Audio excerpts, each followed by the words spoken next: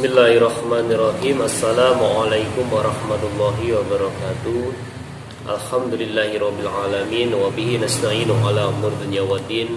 Wassalatu wassalamu ala sayyidil mursalin sayyidina wa maulana Muhammadin wa ala alihi washabihi ajmain, amma ba'd. Qala Allah Ta'ala fil Qur'anil Karim, a'udzu billahi minasy syaithanir rajim. Bismillahirrahmanirrahim. Ya ayyuhallazina amanu innamal khamru wal maisiru wal ansabu wa azlamu rijsum min amalis syaitani fajtanibuhu la'allakum tuflihun. Al-ayah. Para pemirsa yang budiman, syukur alhamdulillah pada hari ini kita masih diberi kesempatan oleh Allah Subhanahu wa taala dapat melakukan aktivitas yang insyaallah apa yang kita lakukan atau aktivitas kita hari ini ila yaumil akhir nanti selalu mendapatkan ridho dari Allah Subhanahu wa taala. Amin ya rabbal alamin. Yang kedua kalinya, salat beserta salam semoga terlimpah kepada junjungan Nabi Agung Muhammad Rasulullah sallallahu alaihi wasallam. Semoga kita tergolong umatnya yang beruntung baik di dunia maupun di akhirat. Tanda-tanda keberuntungan tersebut diantaranya adalah jika seseorang melakukan aktivitas yang dapat bermanfaat bagi manusia yang lainnya. Hal ini tentunya sebagaimana yang disampaikan oleh Rasulullah Muhammad SAW. Sebaik-baik kamu, sebaik-baik kalian adalah orang yang bermanfaat bagi manusia yang lainnya. Semoga kita dapat menjadi manusia yang bermanfaat. Kalau kita tidak bisa bermanfaat melalui harta kita, kemudian tidak bermanfaat melalui tenaga kita, minimal melalui keilmuan kita yang bisa kita tularkan kepada manusia yang lainnya. Di antaranya adalah berwasiat terkait takwa, berwasiat terkait kesabaran, berwasiat untuk selalu berbuat kebaikan. Para pemirsa yang diridai, yang dirahmati oleh Allah Subhanahu wa taala, adapun beberapa hal yang ingin saya sampaikan, diantaranya yaitu beberapa celaan ataupun resiko bagi orang yang meminum khamr. Tadi sudah saya sampaikan di dalam Quran surat Al-Maidah ayat 90 bahwasanya yang artinya kurang lebih yaitu, hai orang-orang yang beriman, sesungguhnya khamr, berjudi, berhala, mengundi nasib dengan panah adalah keji, termasuk perbuatan setan. Maka jauhilah perbuatan-perbuatan itu agar kamu mendapatkan keberuntungan. Ada beberapa poin yang bisa kita ambil hikmahnya dari nukilan ayat tersebut. Di antaranya yaitu yang pertama, penegasan terkait khamr. Kemudian ada lagi berjudi, berhala, mengundi nasib, dan perbuatan setan. Jadi meminum khamr itu termasuk perbuatan setan. Maka jauhilah. Tentu setan di sini bukan berarti kita menafsirkan bahwasanya itu adalah setan yang bergentayangan, setan yang selalu menghantui manusia dalam bentuk wajah-wajah yang menjijikkan, bukan. Tetapi apa? Lebih kepada perbuatannya, yaitu perbuatan yang selalu merugikan, baik itu merugikan diri sendiri maupun merugikan orang lain. Tentu bagi orang yang berakal akan menghindari semaksimal mungkin atau berusaha semaksimal mungkin agar perilakunya itu tidak mencerminkan perilaku setan. Tentu kalau itu perilaku setan sangat merugikan.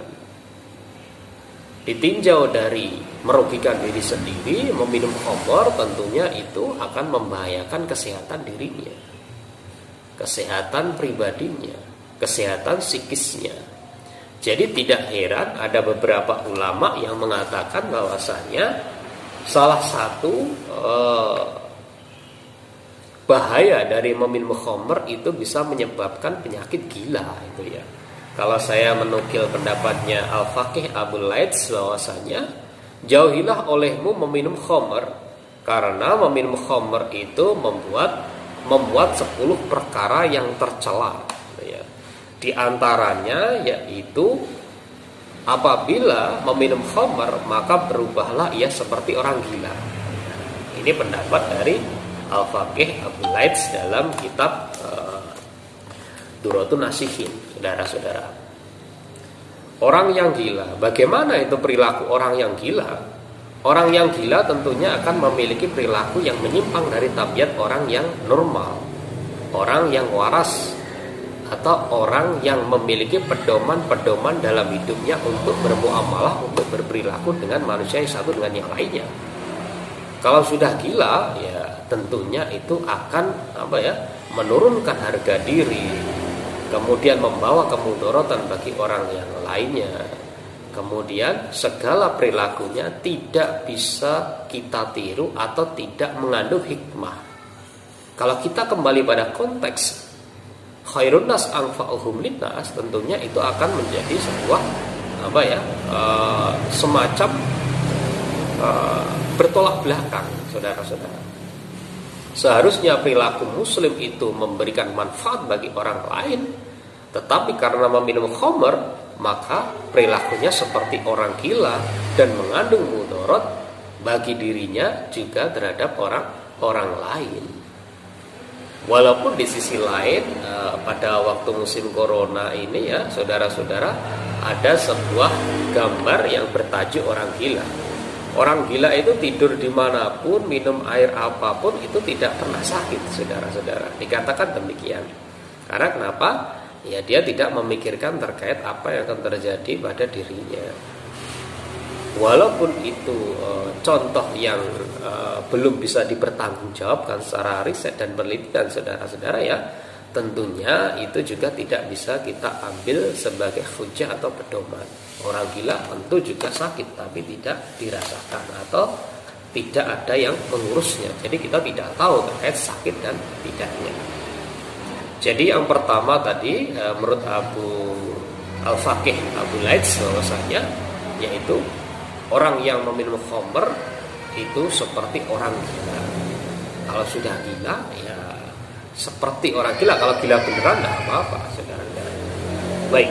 Kemudian yang kedua bahwasanya meminum khamr Allah akan mencabut iman darinya.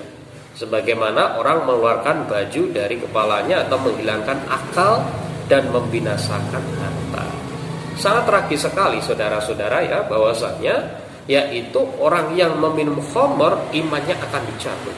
Kalau imannya sudah dicabut, tentunya segala amal perbuatannya menjadi sia-sia, saudara-saudara, karena tidak ada iman dalam hatinya. Kemudian untuk melakukan taubat bagaimana ya? Untuk mengembalikan kepada derajat agar dia imannya kembali bagaimana ya? Segera bertobat, kemudian istighfar, minta ampunan kepada Allah untuk tidak mengulanginya lagi. Bukan berarti taubat yang sifatnya itu saya taubat kemudian mengulanginya kembali. Itu namanya bukan taubat ya. Itu kalau dalam bahasa Jawa disebut esok tempe sore dule, atau orang yang tidak memiliki sikap istiqomah, keteguhan dalam pendirian. Dan yang ketiga bahwasanya orang yang meminum khamr itu menjadi sebab permusuhan antara saudara dan teman-temannya. Bahaya sekali, saudara-saudara, ya. Gara-gara meminum khamr kemudian terjadi permusuhan, kemudian terjadi perkelahian, kegaduhan dan seterusnya. Hal ini tentunya kita bisa melihat dari beberapa fenomena yang terjadi di lingkungan sekitar, khususnya para pemuda. Pemuda itu memang memiliki kekuatan fisik yang lebih, sehingga kalau tidak disalurkan pada tempatnya, itu bahayanya, mudaratnya itu nanti kelebihan tenaga tersebut akan digunakan untuk sesuatu yang sifatnya mafsadah, merusak. Apalagi kalau ditopang dengan khamar, narkoba dan seterusnya, sangat bahaya sekali. Oleh karenanya Islam sangat melarang kita untuk meminum khamar, menjauhinya, wajtanibu, karena hal itu adalah perbuatan syaitan. Kalau sudah terjadi permusuhan, terjadi perkelahian, gaduh, tentu akan tidak tercipta sebuah kerukunan antar umat manusia, bahkan antar umat beragama, dan seterusnya, bangsa dan negara.